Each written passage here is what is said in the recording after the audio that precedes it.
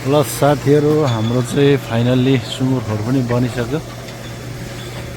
आजबाट चाहिँ सबै बनिसक्यो। चारोको थोङहरू, चारो खाने सबै बनिसक्यो। अब हाम्रो चाहिँ सुँगुर खोर सार्न मात्रै बाँकी छ। ल हेर्नुहोस्, अब यो आगो लागेपछिको चाहिँ नयाँ खोर हाम्रो यस्तो छ।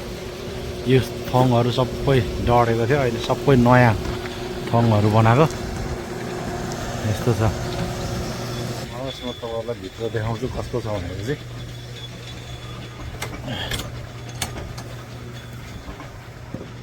ल हेर्नुहोस्, भित्र चाहिँ अहिले यस्तो छ यो नयाँ खोर। ल हेर्नुहोस्, पहिलेभन्दा खतरा दामी भइरहेछ, ठुलो पनि छ।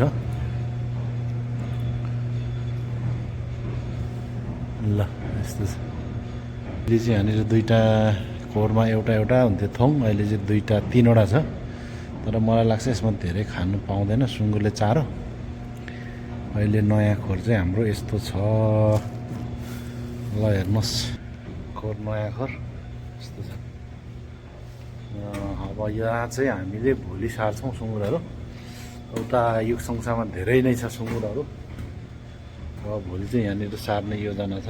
आज सफा गरेँ मैले, पानी लगाएर सोधोकहरू गरेँ। भोलि चाहिँ हामी यहाँ सुँगुर सार्छौँ। अनि बुढोले 1-1.5 महिनापछि चाहिँ सुँगुर बेच्नु थाल्छ। अहिलेसम्म चाहिँ तनाव छ बुढोलाई, अब बनाइसक्यो। अब 1 वर्ष चाहिँ बुढोलाई तनाव होला जस्तो छ। त्यो चाहिँ सुँगुर टक्क हिँड्ने बाटो। पहिले चाहिँ अलिक अप्ठ्यारो थियो, अहिले चाहिँ खालको छ।